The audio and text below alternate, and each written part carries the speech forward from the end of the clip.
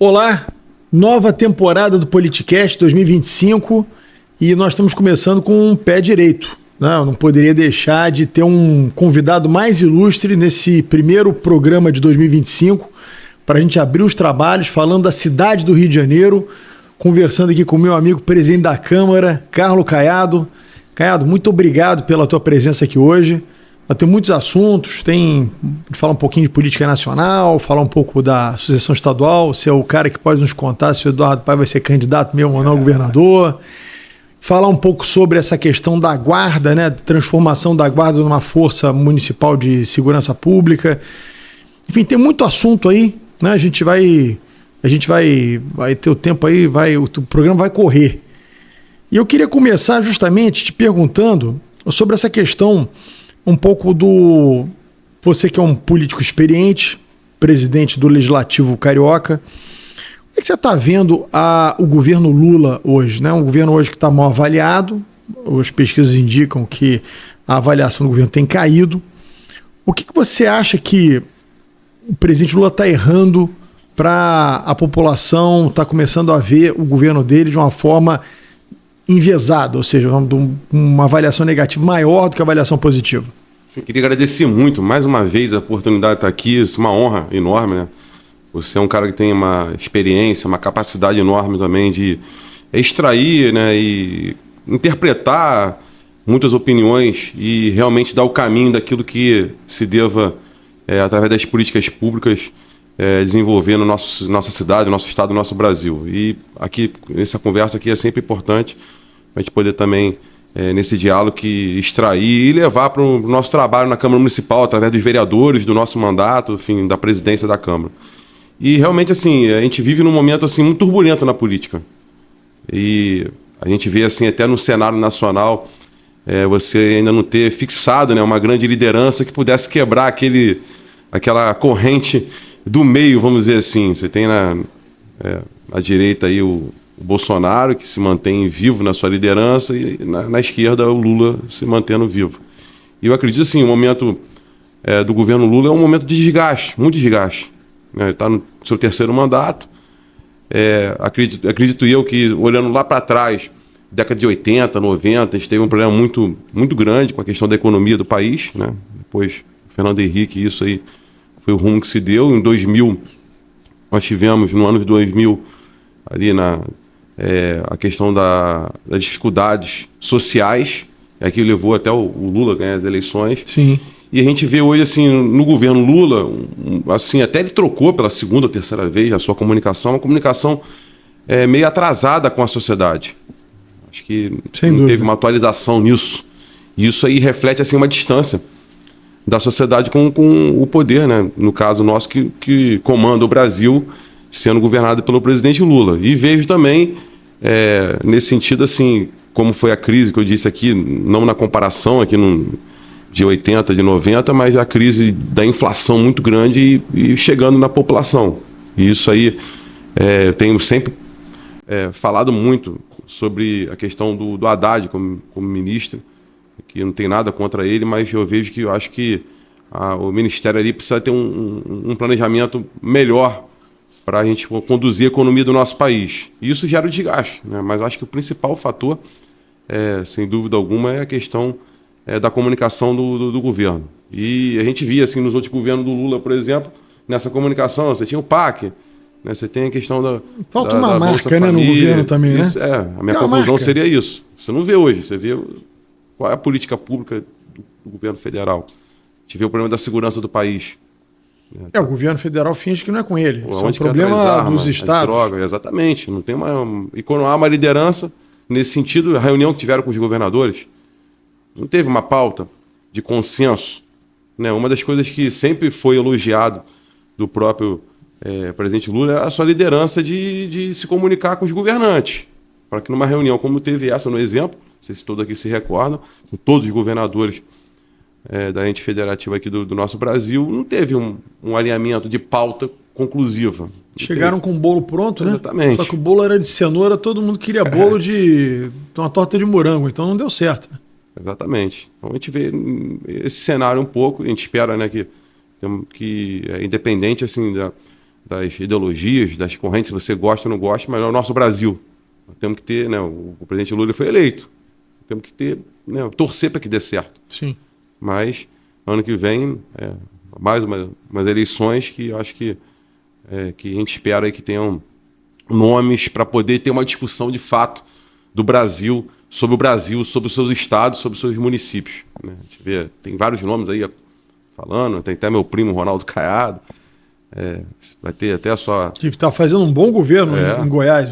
Talvez o problema dele seja que é um estado menor, assim, um pouco fora desse, né? Fora dessa do Sudeste, onde você tem uma visibilidade maior, né? Eu acho que sim, talvez tem o esse seja o Ratinho problema também, dele. O Ratinho, né? O sim. Governador do meu próprio partido também, que tem o próprio Tarcísio, que eu acredito que ele não saia, vai perder deixar de ser, né?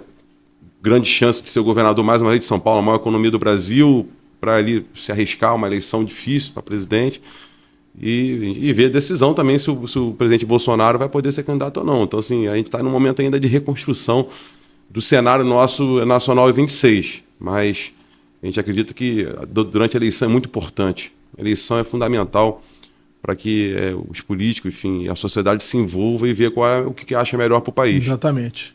Agora, eu acho que o Tarcísio, você falou do Tarcísio, eu acho que o Tarcísio tem um problema que ele vai ter que avaliar até os 47 do segundo tempo, que é o seguinte: ele tem uma reeleição para governo de São Paulo, dizem, né, os analistas todos, eu acompanho pouco a política de São Paulo, uma eleição praticamente garantida, ou seja, ele não tem adversário, um adversário Exatamente. forte contra ele. Óbvio que você ser governador de São Paulo reeleito é enfim, o estado mais importante do Brasil.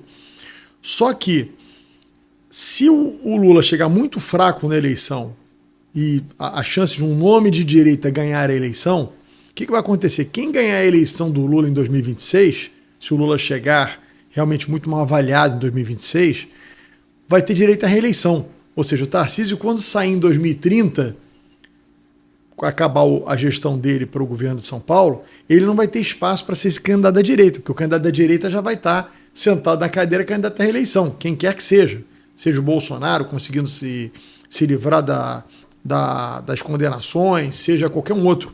Então acho que ele vai ter que avaliar isso até o último momento, porque vamos supor que o Caiado se eleja presidente em 2026. Em 2030 ele é candidato à reeleição. Com certeza. Não tem espaço na direita para o Tarcísio ser candidato. Então isso é um problema que ele vai ter que... Só se o Lula fosse reeleito. Exatamente. Quer dizer, o ideal para o Tarcísio, não estou falando para o país, eu estou falando leitura meramente política, né? O ideal para o mundo do Tarcísio seria que o Lula se reelegesse para em 2030 ele sair do governo de São Paulo e ser o nome da direita. Né? Sim, agora, se isso for cada vez mais claro que não vai acontecer, seja por problemas de popularidade ou até a própria saúde do Lula. O Lula vai chegar na eleição com 81 anos de idade. A entrevista do Sarney, né, não sei se tiveram a oportunidade de ver, foi muito nessa direção. Inclusive ele falou, o presidente Lula foi presidente 3 vezes. Eu sei que há uma pressão das correntes partidárias que o defende de ele continuar, porque é uma liderança que existe, né? Tem gente que gosta ou não gosta, mas é uma liderança, presidente da República. Mas também há se pensar também de chegar a hora de parar, não sei, pela idade, enfim, já teve essa contribuição. Então, o Sarney até falou isso, é uma decisão até muito difícil, né? Aquele que está no poder, até o presidente poder ser reeleito. Você abrir mão não é muito difícil. Difícil. E o que se diz aí, enfim, em todo o cenário, e também não há nome, né? Sim. Dessa corrente para poder estar ali se colocando. Falam do Haddad, a hora do que o Rui. Lula sair, o pessoal no PT vai se engalfinhar. Exatamente. A gente sabe, a gente tem amigos, você tem amigos no PT, eu também tenho, a gente tem amigos na política toda, mas não há uma liderança nata que, assim, o sucessor do Lula, não tem sucessor do Lula.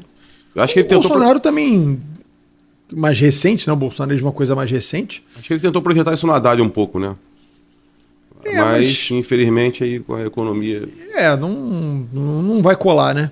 Não vai colar. Difícil. E que pese, eu acho, sim, não acho Haddad de longe de ser um ministro brilhante, mas o fato é que ele é muito isolado ali no governo também, né?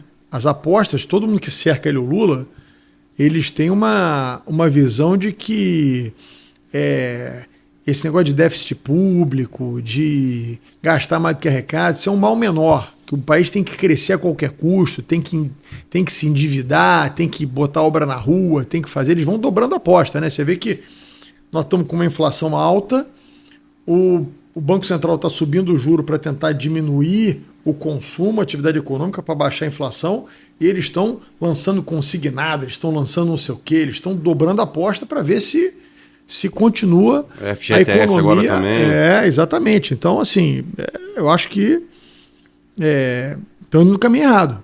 Mas, enfim, acho que vai ser um problema.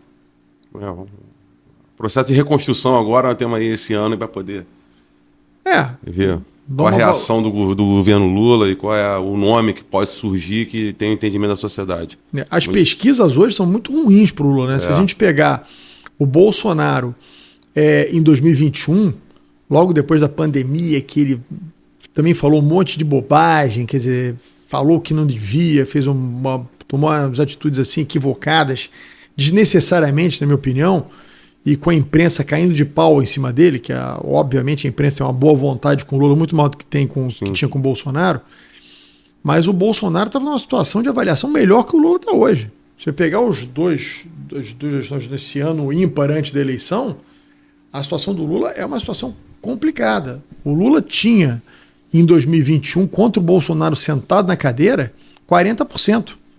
O Lula chegou a um ponto, acho que no final de 2021, ele está ganhando a eleição do primeiro turno. Hoje ele já está disputando um segundo turno, seja com quem for. Quer dizer, com candidatos desconhecidos, porque fora o Bolsonaro, os outros candidatos não são conhecidos. Fora de São Paulo, ninguém conhece o Tarcísio. Né? Fora de Goiás, ninguém conhece o Caiado. Por aí vai. Aqui no Rio, o Ronaldo vai bem, o Caiado vai bem. Já tem uma marca, né? Tem o Caiado aqui, tem dois. Então, assim, eu acho que... conversado muito com o Ronaldo, inclusive, com o Caiado. Vai ter até o lançamento dele lá, o pré-lançamento, em Salvador, dia 3 ou dia 4 de abril. Eu até vou lá também abraçar, prestigiar, pô. Acho que é bom. Ele tem feito um bom governo. Eu acho que se ele conseguir se tornar conhecido, a grande dificuldade, eu acho, é se tornar conhecido. Na eleição a gente sabe, você conhece, até mais do que eu acho que você já está no 5º mandato, não é isso? 5º mandato? 6º, na verdade. 6º mandato. Perdeu até as contas, né? O quinto foi... Perdeu até as contas. Você começou muito novo, cara. Todos nós começamos, né? Mas a eleição, o que torna um político conhecido é uma eleição majoritária, né? Você disputar para presidente, para prefeito, para governador. Isso é o que... Porque como são poucos candidatos e a exposição é muito grande, as pessoas geram memória nas pessoas. Sim. Você se torna conhecido. Uma eleição proporcional, por mais bem votado que você seja, como são muitos candidatos disputando, dificilmente você se torna um cara conhecido disputando eleição para vereador, para deputado. É muito difícil, né? E ele está fazendo uma política de segurança importante lá. Os dados estão bem claros lá, mas tinha que realmente ter uma comunicação de capilaridade maior. Sim. Agora, pergunto a você. Você sabe que a gente vai... a política é assim, né? Acaba uma eleição, você já está pensando na outra. Então, você diz, é tão cedo nada. Já está todo mundo pensando em 2026.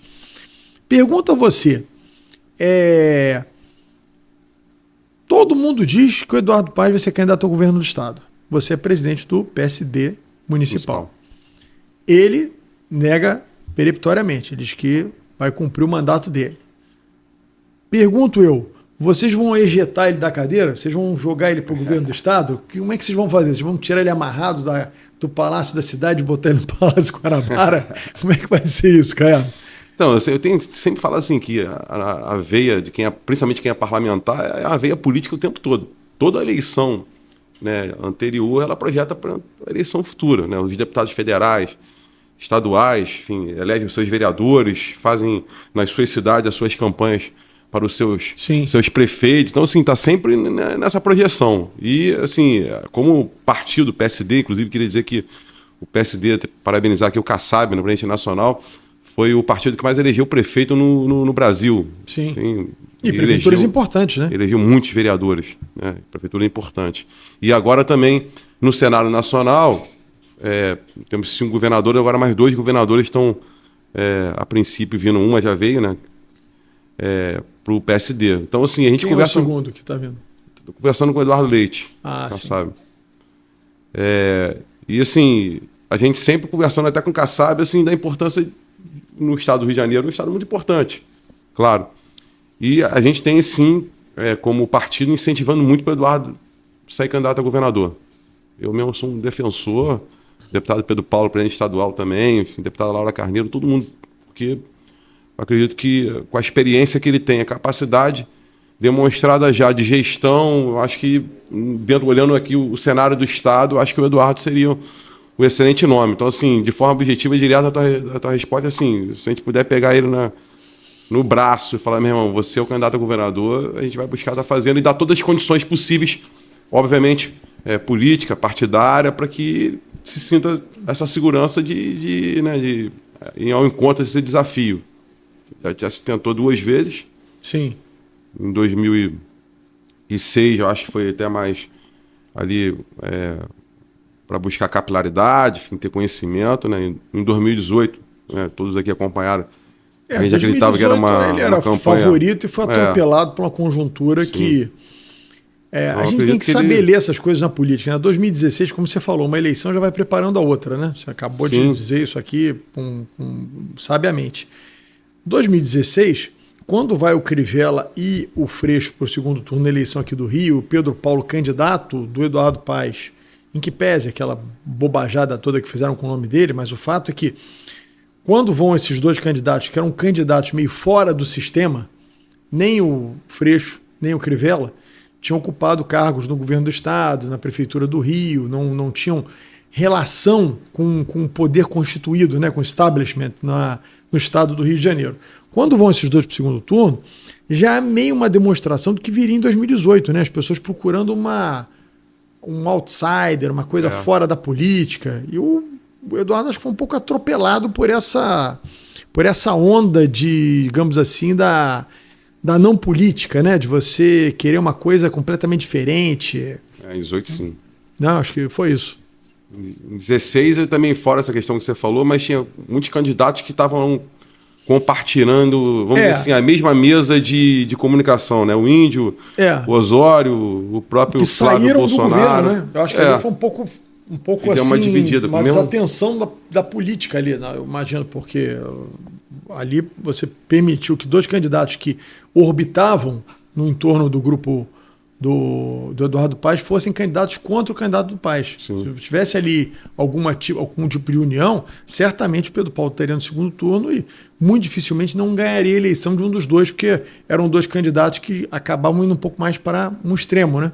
Sim. Então, assim, vamos buscar incentivar ao máximo o Eduardo Paes ser candidato a governador, sim. Esse é o nosso objetivo partidário. Você acha que a principal dúvida para ele ser candidato, o que você acha que passa na cabeça do Eduardo hoje, do prefeito Eduardo Paes, para ele tomar a decisão de ser candidato? O que você acha que, assim, qual é a maior dúvida? Qual é o maior temor? Né? Ele mesmo fala com razão, acho que você já foi um grande vereador, eu, enfim, busco ter um bom trabalho, ser prefeito da cidade é muito cativante. Aqui é a capital do Brasil, para tudo, pô. Turista, todo mundo só conhece o Rio de Janeiro. Né? Nada contra outras cidades, cada um tem a sua importância, etc. Então, assim, ser prefeito da cidade do Rio de Janeiro, com a experiência que ele tem de ser prefeito pela 4ª vez, é o que deixa muito entusiasmado. Então, numa decisão da cabeça, cara, acabei de ser reeleito, tenho que cumprir aqui o meu mandato, tem muitos desafios pela cidade, muitos que foram cumpridos, aqueles que precisam ser continuados e ser ampliados.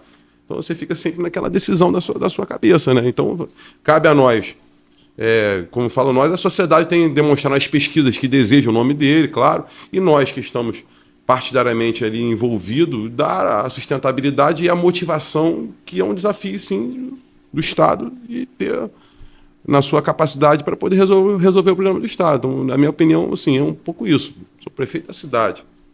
Cidade incrível. Muitas coisas acontecendo e desafios enormes. Que te projeta para tudo. Então, por outro lado também, aí eu vou fazer o papel aqui de advogado do diabo, por outro lado também, o Eduardo Paes é um cara que é um político nato, né? Assim, é um cara vencedor, como você disse, tem um currículo vasto e não imagino que ele queira no final desse mandato, que ele não pode mais ser candidato à reeleição, né? Já foi reeleito agora para o seu 4º mandato. Eu acho que ele vai querer se aposentar ou, sei lá, vai fazer o que? Vai esperar 2 anos para depois ser candidato ao governo em 2030, ao Senado. Não sei, enfim, eu acho que aquele negócio, né? A gente brinca muito, na política tem isso, né? O cavalo, quando passa selado, se você não subir no cavalo, alguém vai subir, né? Sim. Então, eu acho que essa... Não, concordo, mas a cabeça da pessoa, né? Sendo prefeito vai da ser um cidade... mistério até março, isso aí, né? Pelo visto, né? Hã? Vai ser um mistério até março de 2026, né? Vai. E esse ano o nosso partido tem que buscar dar todas as condições para dar confiança a ele, para ele poder ser candidato. Esse vai ser o nosso objetivo. As conversas, diálogos partidários. Né? Sempre tenho falado isso, conversado muito com o deputado Luizinho. O PP é um partido importante, no cenário, né, obviamente, nacional, mas estadual, né? Elegeu prefeituras importantes. Então, deputado Auro, enfim, tem o MDB, onde vai se situar nisso. Então, tem muitas conversas, né, que ao longo desse ano aí. Tem isso também, buscar né? as condições. É importante ver como é que o Eduardo também não fica, digamos assim, asfixiado só com o apoio da esquerda, né? É importante ter um apoio mais ao centro também, fora o PSD, ter outros partidos de centro que oxigenem um pouco que eu sempre defendo, né? Eu me considero como político de centro. Eu dialogo com todo mundo, tenho as suas políticas públicas ali e tal, né? Então acho que é um caminho. E ele já vem demonstrando isso nas suas ações, enfim, nos seus diálogos, e muito em relação a isso, né? Até a sua comunicação, a sua interlocução, não só de hoje, mas um tempo, demonstrando assim, opa, eu sou o prefeito de todos, sou do Rio, né? Então, quando fala comunicação com o campo evangélico, né? Hoje os evangélicos correspondem a quase 40% da população, né? Então não é uma... Agora o nosso Réveillon, nós tivemos um momento ali histórico, né? Palco gospel, né? Gospel. Um exemplo assim, bem claro. Estava lotado, né? Foi legal. E sempre diálogo muito isso, um diálogo muito intenso com o vereador, né? Que hoje não é mais vereador, que não quis ser candidato, do Alexandre Esquerdo. Que até a interlocução nossa, assim, não só de amizade, mas politicamente também em relação a isso. Né? A marcha que tem todos os anos, Jesus também, sempre apoiado pela prefeitura, enfim. É uma pena, né? Bispo Abner, você sabe que eu fico vendo a política... grande amigo lá de Madureira. Vai perdendo uns quadros assim, né? O Esquerdo realmente, eu também o conhecia, é um bom quadro. Excelente quadro. A pena tá fora do Legislativo Carioca. Era uma das principais nossas pessoas na Câmara Municipal. A Justiça e Redação, na comissão, que é importante. Sim. A comissão onde passa tudo, né? Comissão de Transporte também, no momento mais desafiante da outra legislatura, ele que presidiu e tivemos uma parceria muito grande nisso. Discussão do BRT, o novo modelo, etc. Então, mas... Vamos falar um pouquinho de cidade do Rio de Janeiro, então? Vamos, claro. Vamos, que eu acho que se eu aproveitar aqui que está o presidente do Legislativo Carioca, vamos falar um pouco das questões da cidade. E eu queria começar, porque eu acho que é o projeto, assim, digamos assim, mais, sem desmerecer os outros, mas eu acho que a segurança pública hoje é o que mais preocupa o carioca, né? Eu tiro por mim, pela minha família, pelos meus amigos, eu acho que hoje não há uma preocupação maior do carioca do que a segurança pública. O prefeito Eduardo Paz mandou para a Câmara um projeto inicialmente para criar uma força municipal de segurança pública, me parece. Depois esse projeto voltou, foi modificado, né? Na verdade é para reestruturar a guarda. Enfim, eu acho qualquer medida nesse sentido muito válida, né? A gente vai entrar nos detalhes aqui, você obviamente vai contar para quem está nos assistindo aqui esses detalhes do projeto, mas eu acho muito importante o município ter um papel mais atuante. Aliás, eu sempre fui a favor da segurança pública ser do município. O município ter gestão sobre a segurança pública, porque é um assunto local. Né? Quem sabe melhor onde tem um problema de segurança na cidade é o prefeito, não é o governador. Por acaso, na cidade do Rio de Janeiro, o governador fica na cidade do Rio de Janeiro. A sede do governo do estado é na cidade do Rio de Janeiro. Mas você imagina em Cabo Frio, em Campos, em Volta Redonda, são cidades que... Quem vai saber mais do problema de segurança pública lá? O governador ou o prefeito? Seja ele quem for. Tá? Mas enfim, eu acho que essa medida é muito válida. Conta um pouquinho pra gente, como é que é esse projeto? O que era, o que virou, me conta um pouquinho aí dessa... Eu queria só até falar dos bastidores, né? Você que foi vereador e sabe disso, que as comissões lá na Câmara têm, né, os desejos, as disputas, as articulações, e nós conseguimos um entendimento nas comissões. E, assim, nessa legislatura, tem até 20 novos vereadores, 23 de novos, mas 21 que é pela primeira vez. A Comissão de Segurança da Câmara Municipal foi a comissão mais disputada, que teve mais desejos.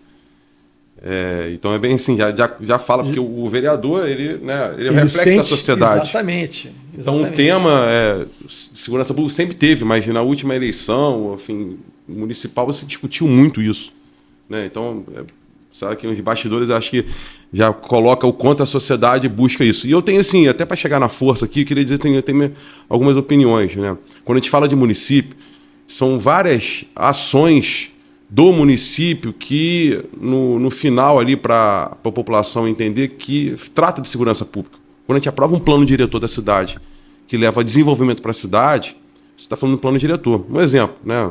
Um prédio numa rua que se construiu ali uma moradia com condição e do lado abriu uma farmácia, abriu um supermercado, você está ocupando aquela rua toda, está tirando o esvaziamento urbano com planejamento. Sim. Né? Quando a gente fala das pessoas morarem no centro da cidade, na Zona Norte com dignidade, onde tem infraestrutura, você está tratando ali de segurança pública. Né? Quando você trata também das câmeras da Sete Rio, que criou até o prefeito criou o Civitas, para você contribuir para a segurança pública, com prevenção diretamente da Polícia Militar, você está tratando de segurança pública. Uma cidade bem iluminada, você tem os parques bem cuidados, você tem ali a empregabilidade das pessoas, né, sendo liderada através dos agentes da cidade. Então, isso aí você trata de segurança pública. Então, a gente sempre buscou de tratar isso e falar isso, que às vezes as pessoas não têm essa percepção. Né? E eu, até na outra legislatura, pautei por muitas vezes a Guarda Municipal Armada. Inclusive foi um debate aqui até. Sim, a gente falou na sobre nossa isso. Conversa. E lá eu já falava, eu tenho um desejo de defender de o Rio de Janeiro ser a essência do turismo, né? Até falava muito isso, de você ter um grupamento especial na Guarda Municipal para tratar dos pontos turísticos da cidade, que envolve a cidade como um todo, e dos eventos. Então a gente sempre buscou a tratar esse desejo. E agora na discussão, enfim, trazida pelo prefeito Eduardo Paes, já em janeiro de 2025, no decreto que ele fez, criando os grupos de trabalho, ele tratava do desejo de criar uma força, né, municipal de segurança pública. E, nesse diálogo com a Câmara, ele enviou um primeiro projeto para a Câmara Municipal, que cria essa força, na qual não tinha a utilização dos guardas municipais. E foi feito um café da manhã dos vereadores, né, até na maioria ali estava a base, quase na totalidade, e eu expressei até no café da manhã, representando todos os vereadores, que haveria um desejo da Câmara Municipal que tivesse a Guarda Municipal inserida no projeto dessa Força Nacional de Segurança. E o prefeito escutou, imediatamente até na sua conclusão da sua fala nesse café da manhã, aceitou, né, essa proposta da Câmara de incluir a Guarda Municipal. E depois, até pela decisão do STF, né, que coloca as atribuições da Guarda, ele retirou o projeto da Câmara. Né? A gente vai fazer uma emenda ao projeto, substituindo o projeto por um novo modelo, realmente, trazendo a Guarda Municipal como eixo principal da Força Municipal de Segurança. Então, assim, nós estamos tivemos, né, terça-feira agora, uma reunião técnica, que a gente fala reunião técnica dos vereadores com o Poder Executivo, no caso, representante da Prefeitura, explicando tecnicamente o projeto. Sim. Né? A gente fala, o projeto é inconstitucional, e a Prefeitura fala que não. Né? Aí apresenta o porquê de não, o vereador entende. O vereador tem uma discussão aqui também, né, nessa reunião técnica, as armas que os agentes estão exercendo a função ali da segurança, vai ser cautelada? O vereador te defende que não. Tem outros vereadores nessa discussão falam que tem que ter a câmera corporal. Então, estamos num processo desse entendimento. Uma audiência pública também que a gente vai escutar a sociedade como um todo. Acho que isso é muito importante, já foi marcada. Marcamos essa audiência pública para depois a gente buscar aquilo que que a essência do parlamento é ter entendimento nas emendas e colocar o projeto em pauta para ser votado. Assim, 2 capitais do Brasil, já falava isso lá atrás, que é claro isso, que não tenham né, as suas guardas municipais armadas, Rio e Recife. Todas as outras têm. Então, cada um tem o seu modelo. Não é possível e o Rio de Janeiro não que pode só o Rio e Recife estejam certos, todos estejam errados, né? Sim. Deve ter uma... E é bom ressaltar também que a gente não pode deixar de ficar clara a responsabilidade. Né? O Estado tem a sua responsabilidade na segurança pública. Claro. O município, até o STF definiu, né? Você não faz investigação, você auxilia a Polícia Militar. Mas você pode... Prisão em flagrante. Exatamente. Ações que eu vou levar, os eventos da cidade. Eu sempre falei muito isso. Por exemplo, quando a gente fala da região turística, a gente fala, você está defendendo só o turismo. Claro que não, pô. Defendendo emprego, desenvolvimento econômico. Sim, mas o exemplo porque é onde que realmente a Guarda Municipal Armada, e hoje, no caso, seria a Força de Segurança Municipal, poderia fazer o seu trabalho de policiamento, né, municipal extensivo e aliviar a Polícia Militar nos seus trabalhos de dificuldades que nós temos na cidade como toda essa complexidade, né? Na milícia, fim do tráfico, etc. Aí eu sempre dei um exemplo assim, muito claro, muito objetivo, quando eu falo, quando eu fui criticado, quando eu usei esse termo do grupamento especial da Guarda Municipal. A Orla, por exemplo, é um ponto turístico, mas um dos principais eixos da nossa cidade, para tudo. Comércio, o cidadão, né? Não existe lugar mais democrático que a praia. O cidadão que tem um real no bolso se diverte, o cara que tem sei quantos mil vai se divertir da mesma maneira. Né? O altinho, jogar um futebol, o cara dar um mergulho, etc. Imagine assim, num sistema de espaço, você tem 10 policiais militares ali. Você pode ter 5 policiais militares e 5 guardas municipais armados. E esses 5 policiais militares vão para onde? Eles vão poder exercer a sua função. Enfrentar o crime, né? Enfrentar um crime. Então você teria os eventos da cidade. Agora, por exemplo, o Coronel Menezes, né, que é o secretário estadual da Polícia Militar, eu tive um diálogo com ele muito interessante, porque ele estava com milhares de blocos de carnaval, milhares de carnavais de bairros, né? O meu, por exemplo, que eu sempre lutei muito em Guaratiba, jogo de Maracanã, shows diversos, e a Polícia Militar... É uma só, né? E a Guarda Municipal ali, armados, agentes de segurança, você ajuda. Estava conversando isso com ele, num diálogo franco. Né? Então, tivemos blocos, por exemplo, um bloco no Jardim Botânico que eu não pude sair com toda a licença municipal porque não tinha policial militar para poder cobrir o evento. Então, isso tem os eventos. O que isso gera? Gera a pessoa mais humilde está vendendo a sua cervejinha licenciada ali, o bar, né? A farmácia, a pessoa ele compra um engolvezinho, assim, bom, né? Então, assim, isso envolve tudo, o transporte público, né? Então, isso é importante. Então, a segurança, eu acho que é fundamental. Então, a gente tem defendido, sim, essa força municipal de segurança, acho que é fundamental, e eu acho que essa discussão no parlamento vai ser muito bom. Então, a gente pede aí a ajuda do seu podcast aqui maravilhoso, que as pessoas da sociedade civil possam participar e dar a sua opinião, entender o projeto.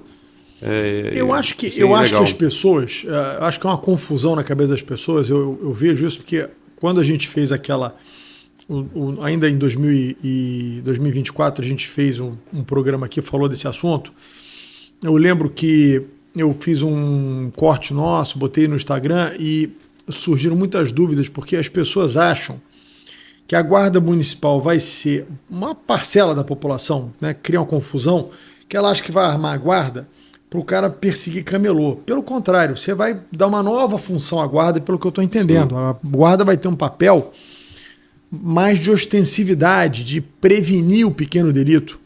E eu acho que esse papel a prefeitura pode ter. Total, roubo de celular. É isso. Você criar uma ostensividade nesses corredores turísticos, nos corredores comerciais, e aí você libera a polícia militar para delitos de maior potencialidade. Enfrentar tráfico, enfim, fazer uma série de ações que a Guarda Municipal, mesmo armada, porque vai ser armada, obviamente, com uma pistola, não vai ser um fuzil, vai ter calibres maiores. São Paulo tem os guardas municipais do fuzil lá também, tá? Alguns usam o fuzil, né? Aqui nós não estamos tratando disso não, mas só... Mas, enfim, pelo que eu vi no projeto, o armamento vai ser só pistola, né? Então, se você libera a Polícia Militar para crimes de média e alta potencialidade. Então, acho que essa mudança de paradigma é muito importante. Você tem na prefeitura o CCU, que deveria ser quem deve tratar dessa questão do comércio irregular, do comércio ambulante, né? E a guarda ficar liberada para efetivamente... E é muito claro o projeto, assim, deve ter vários critérios para o guarda municipal, já que já é guarda, fazer parte dessa força, treinamento, tem várias questões. Isso que eu acho muito importante. Inclusive o prefeito, até na sua entrevista, que nós participamos juntos, até no dia 1º, estava falando até em relação à Polícia Federal participar desse treinamento.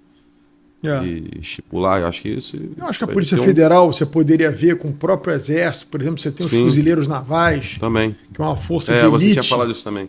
Entendeu? Os fuzileiros navais poderiam capacitar esses guardas, né? Porque como eles vão fazer um trabalho mais de ostensividade, eu acho que tem mais a ver a Polícia Federal, uma polícia mais judiciária, né? Uma polícia mais de investigação. Até tem ações de enfrentamento, mas não é o padrão da Polícia Federal.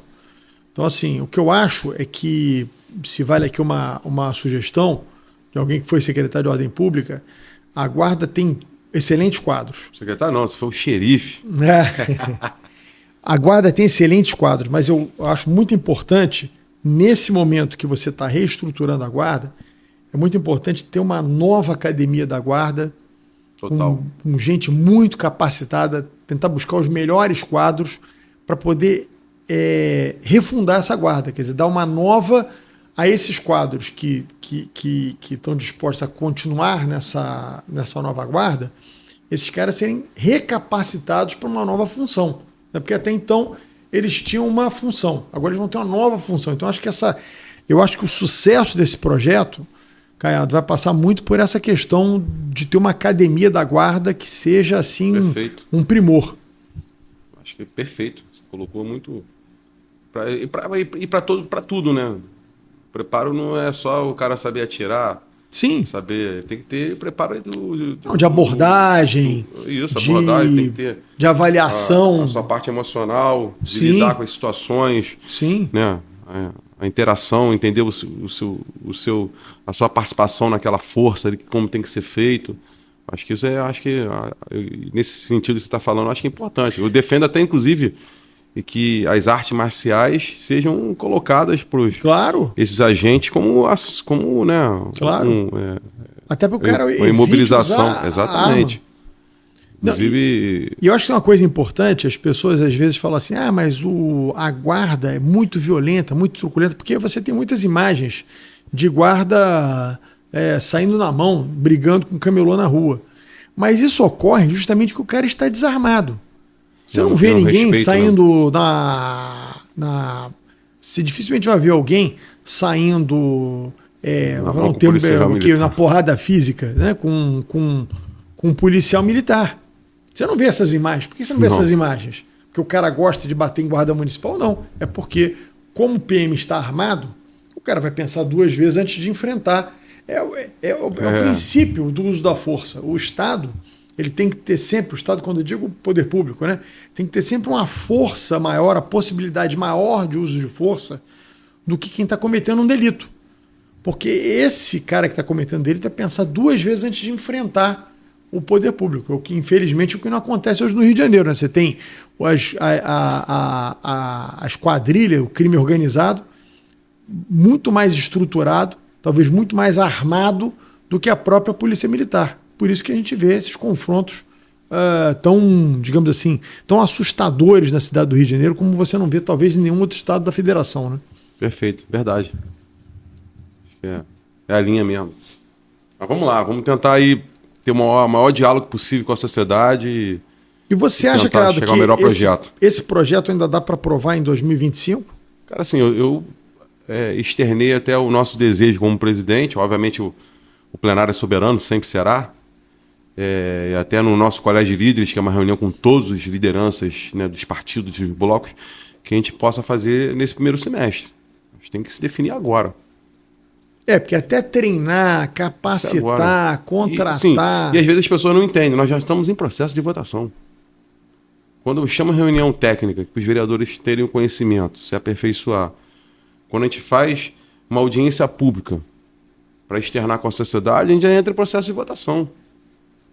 A ideia é essa, de buscar, né, no entendimento. Aí tem os prazos das comissões, dá parecer, que isso aí é o processo de votação. Aí você começa já, enfim, você como foi um grande parlamentar e sabe, né? O vereador X ou Y defende aquilo. Vamos buscar um entendimento, saber aquela proposta que veio, né, da sua capacidade, do seu gabinete ou da sociedade, para já ter o diálogo. Então, esse diálogo já está tendo, inclusive, de entendimento. Eu citei aqui 2 exemplos que há uma já grande parte de vereadores sobre a cautelar arma ou não. Né? Tem vereadores que falam que isso não existe. Você cautelar arma. Né? O cara vai ter a seu agente ali durante o dia e vai para casa, aquele que ele exerceu a força ali de uma prisão, sei lá, foi solto, ou alguém e tal, vai lá e pega ele no meio do caminho. Os caras têm um pouco a visão. A Câmara tem uma discussão muito profunda nisso, né? A esquerda, até no café da manhã que a gente teve com o prefeito lá, com a vereadora Tainá, defendeu de ter câmera. Então, assim, aí hoje fala que não. Então, assim, então nós estamos no processo já. Então já estamos já nesse... É igual quando a gente vai fazer uma obra, desculpa assim, até te interrompendo. As pessoas, a obra não começou. Você tem que fazer projeto, sim, comprar o material, contratar a mão de obra, etc. E depois você faz o estudo e começa. Nós estamos nesse processo. O prefeito fez o projeto, discussão e tal, e nós estamos agora já no processo em votação, sim. É que esse negócio da câmera é um troço interessante. Eu, assim, não sou um cara radicalmente contra a câmera. Acho até que ela tem uma certa lógica, a defesa do uso da câmera. Só que eu acho interessante é que isso só se fala em uso da câmera pela polícia. Por que você não usa a câmera para todo servidor que presta serviço à população? O médico não teria que usar a câmera? Né? Como é que ele vai tratar? Às vezes você tem denúncias de tratamento, falta de urbanidade no tratamento num posto de saúde. Né? A gente teve aí até muitas fiscalizações feitas por vereadores em unidades de saúde. A câmera não deveria ser, talvez, uma... Se vai se usar para a guarda, se vai se usar para a força de segurança, não teria que se usar para outros serviços que são prestados ao cidadão? Um fiscal que vai à rua fiscalizar uma atividade econômica. Ele não deveria usar uma câmera também? Para saber se ele está atuando de forma correta ou se ele está exacerbando das suas funções públicas, se ele está abusando da sua autoridade? É uma boa discussão isso. Quer dizer, a única coisa que me incomoda nessa discussão de câmera é porque só a polícia é necessário o uso de câmera em tese para a sociedade poder fiscalizar a boa atuação da polícia. Tudo bem, mas a polícia pode matar alguém. Ok. Um médico também não pode? Um procedimento equivocado? Uma omissão? Então, assim, é uma discussão interessante, mas é só jogar essa sementinha. Tô que nem um chacrinha aqui, eu não vim para explicar, eu vim aqui para confundir. Não, mas então, isso é bom, cara. Hoje mesmo, por exemplo, hoje na semana, o vereador Boró, Felipe Boró, que é o vice-presidente da Comissão de Segurança, está lá em São Paulo, foi para São Paulo. Poder entender como é a Guarda Municipal armada lá. Então, qualquer ideia, como você está falando agora, é importante. Eu acho até que, em certa forma, a guarda, para o policial que atua, para o agente de segurança que atua de forma correta, ele até protege, né? Porque muitas vezes você fala assim, o cara foi truculento. Só que a pessoa que acusa o cara de truculento chegou na cara dele, xingou, cuspiu, ameaçou bater. Então, até o policial tomar uma medida, fazer uso da força, você às vezes não sabe o que aconteceu, mas você fica com aquela imagem do cara usando a força contra um cidadão. Não, mas você não sabe por que ele usou a força. Mas essa discussão da câmera, as justificativas que se dão para o uso da câmera se dão para outros serviços públicos prestados ao cidadão também. Quer dizer, isso é uma coisa interessante de se discutir. Entender, né? Como que faz? Nós estamos ainda nesse processo de discussão. Acho que vai ser bem polêmico isso. Bom, Caio, além dessa questão da segurança pública, da força, da reestruturação da nova guarda que vai ser criada, um outro projeto que você destacaria que em 2025 a Câmara deve discutir? Então, assim, eu tenho falado muito assim, que na outra legislatura foi uma legislatura muito intensa. Precisava disso, não só pela pandemia, mas a própria município tinha um problema muito sério de caixa.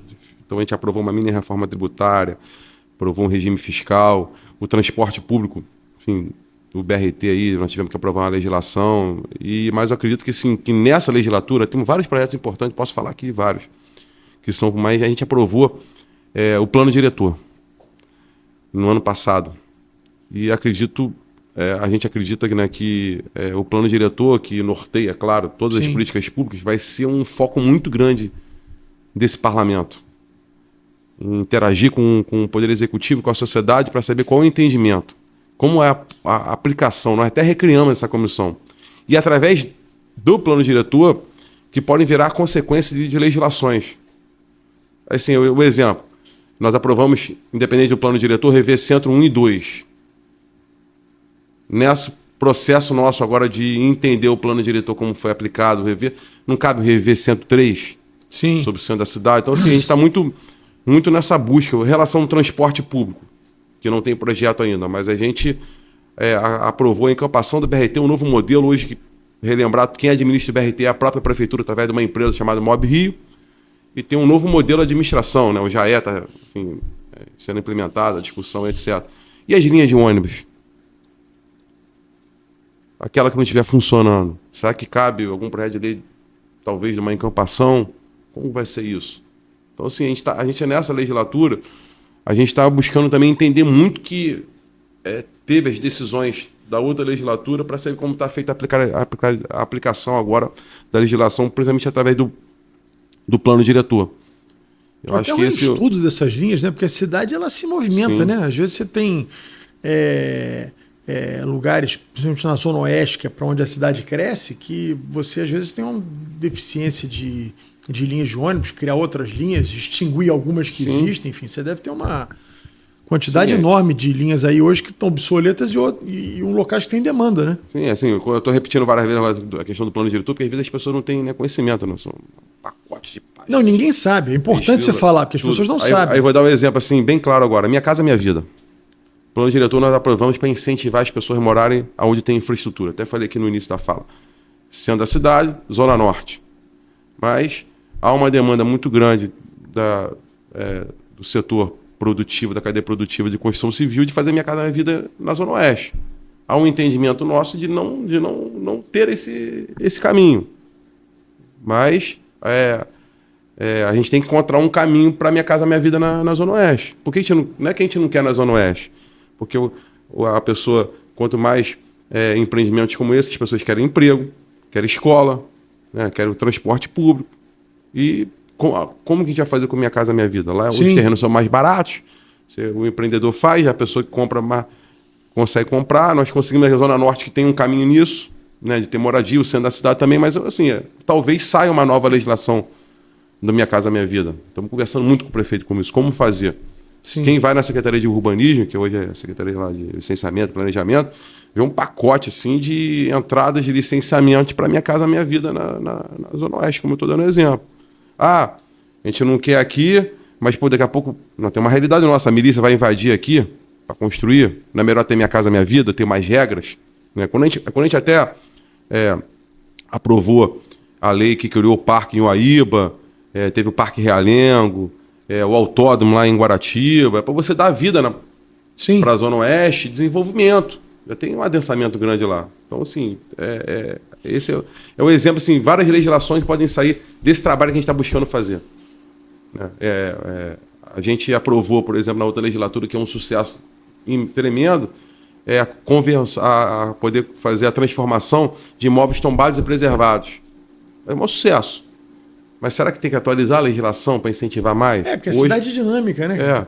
Por agora teve uma matéria, alguns prédios estão deteriorando, estão caindo, prédios tombados, antigos. O que a gente tem que buscar? Então, assim, a gente tem focado hoje na pauta a questão realmente da Força Municipal de Segurança, que é um tema bem complicado, né, de se lidar, de você ter a melhor legislação. A gente não pode errar, ou na verdade errar menos, né? A gente sempre pode ter algumas falhas que podem acontecer, faz parte, mas sempre tenta buscar ter o melhor projeto. Então a discussão vai ser muito, e a gente tem uma ideia nesse parlamento, tudo que a gente aprovou na outra legislatura, você tentar entender cada consequência dessa legislatura. E o plano diretor principal.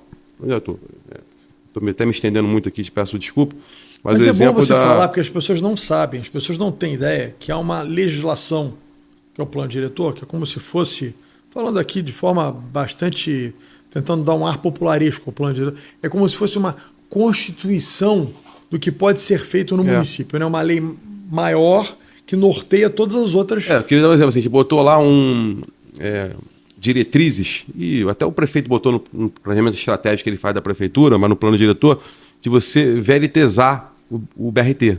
Sim. Precisa de lei para isso? Pode ser que possa ter que ter alguns incentivos. Sim. Então, assim, nós estamos, por isso a resposta aqui até no português, claro, não estou enrolando, não. Estou dizendo assim, a gente está buscando as consequências do plano diretor para ver quais são as legislações que vai nortear. O transporte público é fundamental. Se eu usar a calha do próprio BRT, poder você colocar o VLT, que tem uma capacidade muito melhor, enfim, e tudo, é fundamental. Eu tenho até um desejo de começar isso pelo onde chega o metrô da Barra Linha 4, no Jardim Oceânico. Ali, integrar, né? De levar até o terminal Alvorada. Sim. Seria já um exemplo. Então, assim, a gente pode caber algumas legislações que levam isso? De repente, pode ser que sim. Nós estamos estudando isso. Então, assim, são coisas que a gente busca. Tem toda a razão. Criação de novas creches.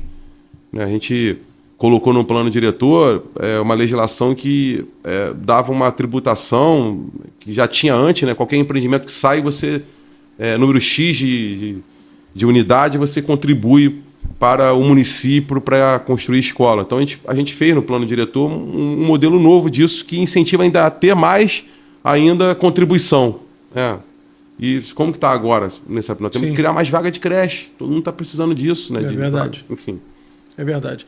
Agora, eu acho, Caiado, só para a gente, antes da gente encerrar o nosso programa, eu acho que é muito importante, acho que uma coisa que o Rio de Janeiro, infelizmente, a gente já sofre as consequências disso, mas a gente precisava vencer esse preconceito que permeou durante muito tempo. Quando eu fui vereador, a esquerda usava muito isso, que é a questão eu lembro que o Sirquis foi secretário de urbanismo, e essa lógica é uma lógica completamente inversa do que as grandes cidades que ganharam em qualidade de vida fazem. O Rio sempre teve um preconceito muito grande contra gabarito. Então tinha aquela história espigão era um palavrão, né? Querem liberar espigões no Leblon, querem liberar espigões na praia. Era por conta do gabarito. Só que se você... Eu lembro que uma vez eu estava num voo, eu não lembro para onde era, mas enfim, como eu não durmo em avião, eu vou vendo tudo quanto é tipo de documentário, tudo que tem no avião eu vejo. E tinha um documentário sobre as cidades com melhor qualidade de vida. E o prefeito de Vancouver, que era uma das cidades, se não me engano, a primeira ou a segunda maior em qualidade de vida, por conta desse documentário, ele dizia que o segredo, o sucesso de Vancouver era ter verticalizado a cidade. Então, quando ele verticaliza, primeiro, ele aproxima as pessoas, precisa de menos transporte, as pessoas perdem menos tempo do trabalho para casa, você precisa de menos infraestrutura, a cidade gasta menos, você pode ter mais áreas verdes que você verticaliza, você não precisa ter um prédio encostado no outro. Eu lembro que o Conde dizia, uma coisa que é verdade, Copacabana, você tem aquele paredão, né, os prédios um encostados no outro. Se você tivesse mais 2 andares ali na praia de Copacabana e você tivesse um afastamento dos prédios, por conta desse aumento de gabarito, um afastamento dos prédios, certamente a Nossa Senhora de Copacabana e a Barata Ribeiro seriam vias mais frescas, menos quentes do que são hoje.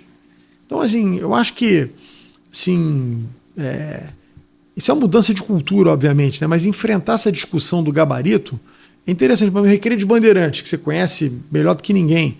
Recreio de Bandeirantes, você tem aquele monte de prédiozinho de 3 andares.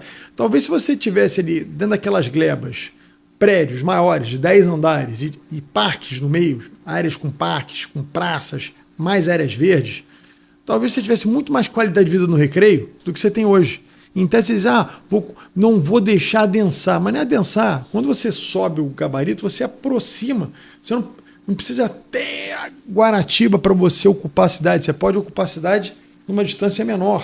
Né? Você permite que as pessoas morem mais perto do trabalho. Então acho que é só uma contribuição, que eu acho que é uma discussão interessante. Você está falando do plano diretor. Vencer essa polêmica do gabarito, né? Assim, o plano diretor a gente buscou de 2 formas, claro. Entender a cidade como ela é e saber para onde que a gente quer que a cidade vá. Sim. Por isso que eu falei, a gente buscou incentivar muito para a Zona Norte, para o centro da cidade. Que é a medida acertada, até infraestruturado, né? Você falou a Barra, Recreio, enfim, que a gente fala P4. a gente buscou colocar no plano diretor condicionado à infraestrutura a ser criada pelo empreendedor, e a questão também que é uma preocupação muito grande nossa de mobilidade. Zona Oeste, tentar o máximo possível que não se construa lá, ter parques, sustentabilidade, eu acho que isso é fundamental, a gente buscou isso, mas essa discussão que você traz assim, é uma discussão realmente que é difícil na nossa sociedade brasileira, nem carioca, enfim, fluminense, e que no mundo todo coloca que prédios espaçados, gabarito mais alto, você traz perto das áreas estruturadas, né? Quando a gente fala estruturada perto do metrô, do trem, no caso nosso aqui do BRT, você cria realmente uma condição melhor de cidades. Mas é uma discussão meio ainda eu lembro que na época das APACs, e eu fui um crítico muito grande na época, eu acho que a intenção foi boa, mas eu acho que digamos, o remédio utilizado ali no Leblon foi um remédio equivocado. Por exemplo, se você pega um prédio de 3 andares no Leblon, que não tem elevador, não tem garagem, hoje todo mundo tem 2 carros em casa, o cara para o carro na calçada. Se você demole esse prédio de 3 andares, faz um de 6 andares, com vaga de garagem, com portaria, né, com área de lazer, o bairro ganha. Sim. Você não está adensando. O que nós fizemos e colocamos no plano diretor, mas a lei que nós aprovamos, que eu falei aqui no início, foi a possibilidade que não tinha antes da transformação de imóveis e tombados. Então isso garantiu assim, uma dinâmica muito grande ao encontro do que você está falando. Na Glória, por exemplo, um sucesso total. Um exemplo ali, na Laranjeiras, foi feito até um hotel junto com um restaurante, em função dessa lei que foi aprovada. O imóvel era tombado, não podia fazer nada. Então, assim, tem se aproveitado muito até imóveis apacados, você garantir a preservação do imóvel para você poder transformar ele. Sim. Tivemos ali, por exemplo, na rua Paissandu, se eu não me engano, se o nome é esse, ali no Flamengo, uma escola que tinha uma característica, já estava fechada há muito tempo, e que tinha uma característica de tombamento ao mesmo do prédio. E não podia construir nada. Então, com a transformação, o terreno dava a possibilidade de construir atrás do terreno, e a casa acabou sendo preservada e sendo até uma área de lazer do próprio condomínio. Então você deu uma utilidade no lugar que era abandonado. Tá? Você falou de segurança pública. As pessoas pulavam para dentro desse imóvel para poder assaltar as pessoas ali. Então, assim, a gente buscou ao encontro do que você está falando. Acho que é uma tese importante de cidade, bairro. Quando a gente fala de imóveis tombados e preservados, não é só na Zona Sul, no centro da cidade, não. Na Glória, como eu disse aqui. Tem Santa Cruz, por exemplo, também. Sim. Ali na Felipe Cardoso, vários imóveis tombados. Muita coisa tombada. Com essa nova lei que nós aprovamos, que está no plano diretor, tem alguns imóveis já sendo transformados. Isso a gente ajuda no progresso, né? Então, acho que o plano diretor norteia. Santa Cruz é um exemplo disso, né? Para a gente não me alongar muito. Tem uma zona industrial muito forte, onde está a Terna, o antigo CSA, está a Gerdau, etc. E que quem levou lá atrás o progresso, vamos dizer assim, foi Itaguaí. Nada contra Itaguaí. Mas Itaguaí tem um hotel, tem vários restaurantes e tal, porque a legislação lá permitia você fazer os empreendimentos. E está colado, né? Colado. Do outro lado do rio. E a gente conseguiu agora no plano diretor colocar uma nova legislação para Santa Cruz. E agora mesmo, por exemplo, tem um shopping novo que já está na Avenida ali, Areia Branca, em processo de licenciamento. E com isso você leva empregabilidade, você leva a ter uma possibilidade de pessoas morarem num lugar e trabalhar, né? Ter um emprego do lado. Então isso é um exemplo. Se você pegar um restaurante, vamos lá, famoso, qualquer que seja aqui de uma multinacional que tenha vários, você não conseguir se licenciar em Santa Cruz. Hoje você se consegue, com essa nova legislação. Então, essa legislação urbanística, ela envolve muita coisa. Então, o plano diretor, ao encontro que você está falando, acho que é fundamental isso. Claro. Bom, cara, nós estamos chegando ao final do nosso programa aqui. Queria franquear a palavra para você poder se despedir aí no final. Quero te agradecer muito. Eu acho que o programa foi bastante... foi bastante elucidativo para quem assistiu. Acho que é importante você fazer essa coisa mais didática, explicar o que é o plano diretor, porque as pessoas vivem na cidade e não têm a menor ideia de como é decidida a vida delas. Então é muito importante você dar essa explicação toda, porque as pessoas passam a compreender como é que a gente chega a ter, foi o que você falou, um shopping num lugar, um prédio, aqui pode, aqui não pode, aqui tem escola, enfim, as pessoas não sabem. Não, só agradecer, né, a você pela tua liderança, por poder dar a oportunidade de bater esse papo aqui, passar um pouco aqui, um resumo, né, que são muitas ações. do parlamento municipal e pedir, assim, nesse momento, a ajuda da população que possa interagir muito com a Câmara Municipal, com os vereadores. Não deixe de lembrar o vereador que você votou em 2024 agora e acompanhe ele, cobre dele, dá informações para ele. E a Câmara Municipal está à disposição. Nós estamos buscando fazer uma Câmara mais moderna, mais dinâmica, mais de interação ainda com a população, para que a gente possa realmente ter a essência da vontade da população carioca para poder expressar através das nossas ações. E se resume em 3, basicamente, vereador, né? Fiscalizar a prefeitura, aprovar as leis e, no caso, na aprovação do orçamento durante um ano, né, até da aprovação do orçamento para o ano seguinte, interagir e ser um intermediário das necessidades da população junto, no caso nosso, ao Poder Executivo, que é a Prefeitura do Rio de Janeiro. Então é muito importante essa participação de toda a população. Então, obrigado mais uma vez, estamos à disposição. Obrigado a você. Obrigado a você que nos assistiu. Se você gostou, curte, compartilhe esse programa. Esse programa foi muito importante para a gente saber o que acontece na cidade do Rio de Janeiro. Conversamos com o presidente da Câmara Municipal do Rio de Janeiro, o vereador Carlos Caiado. Então, peço a você, gostou? Curte e compartilhe o nosso programa. Muito obrigado.